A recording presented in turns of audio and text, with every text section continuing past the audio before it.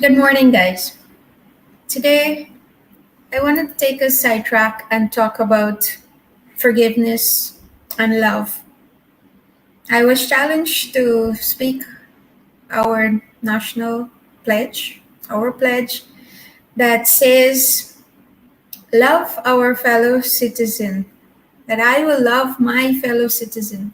And I want to dissect and pull out that part of our pledge and go deeper in it and share with you some of my measurements of what I use to determine what love really is. Again, this is in my opinion, and I'm sharing my views and some of the strategies or the ideas that I use to help myself. When we talk about forgiveness, and we know that our nation, with everything that is happening right now, that everyone is calling for peace, and we know of our generation and where we came from, what has happened, I would say, to our great grandparents, and whether it is on the African side or the Indian side or whichever race. And I'm saying is that those were things done in the past, and we at this generation here get to choose if we wanted to continue. I am going to die and leave my kids coming through this here. Our generation of this, our kids coming through to live through this and continue the same thing year after year, decade after decades. Now, this generation get to choose. We get to choose to say, no, we're going to stop this here. And when we talk about forgiveness, is to be able to go back and forgive the hurt and the pain that was caused on both ends. If we choose, and I've learned that we get to choose if we want to do that. We get to choose to forgive first. You might be hearing this a lot, is that we need to first give before we can receive. But can you imagine if every side decide, I will choose to forgive first, and both is doing it, and everyone actually say, I am choosing to forgive. Can you imagine what a difference it will be? That we stop it at this point here, and going forward, that we teach our kids what it means to unite. I think of our pledge. Yes, I think of so many songs that we sang in our school days, and let us cooperate for Ghana. Let us, it's about coming together. How do we unite? How can we actually make these things happen together and stop fighting against each other? And when we talk about love my fellow citizen, yes, I am a person of faith, and I will share my view on this here, but these are my standard that I live by, and I want to share with you what I understood about the word love. So when I say love my fellow citizen, love is patient, love is kind. It does not envy, it does not boast, it is not proud, it does not dishonor others, it is not self-seeking, it is not easily angered, it is not easily angered, or I would add there, provoked. It keeps no record of wrongs.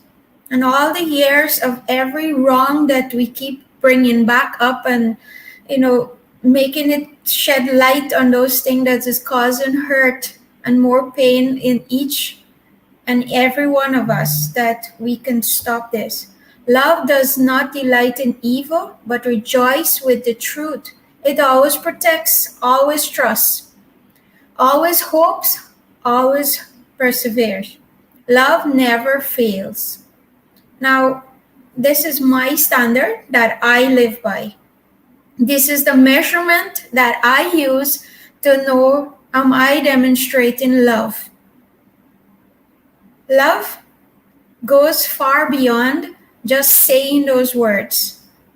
And when we do understand that action speaks louder than words, we learn that in school. We learn that coming through our whole life. So we can repeat and repeat so many things that we want to, but if we do not take any action, it makes no sense. Now, for yourself, what are the measurements are you using to demonstrate love? What are you using to say, yes, I am living to this standard? What is that measurement that you're using? This is my measurement that I am showing or teaching you here today or sharing with you. But I'm not saying that you need to use my measurement, but what are your measurements? How can we teach what love looks like? How can we together bring healing and restoration to our nation together? That in us that we can see unique, priceless individuals worth loving, people of value, people who were made by God to do great things in this world. How can you look at your neighbors and actually see that and treat each other for that we are unique and we are one? There is no separation, and that we are all in this together. How can we come together and make this happen for our nation? So, forgiveness, unless we actually forgive what has been done and say we choose to bring healing from today on, we are going to go down a path of living this here that our kids also will continue this down their path. But we get to choose. We are the adults here and we get to choose what we are going to do. And we can choose destruction or we can choose peace. We can choose forgiveness or we can choose to keep the hatred and the anger continuing and continuing. We can choose to hold no records anymore in our hearts and our minds about the wrong that was done. And we choose to move forward now together. It's always a choice on every one of us what we will do. On a daily basis, you wake up on out your bed, you're making a choice in everything that you're about to do. And it's always going to be in your hands to choose whether you want to do something or not. So please let us stop it at this generation. Let us stop this at this point here and choose a better future for our kids. If you are of the opinion of what I share, you can share this video. And also, I would like to hear your comments.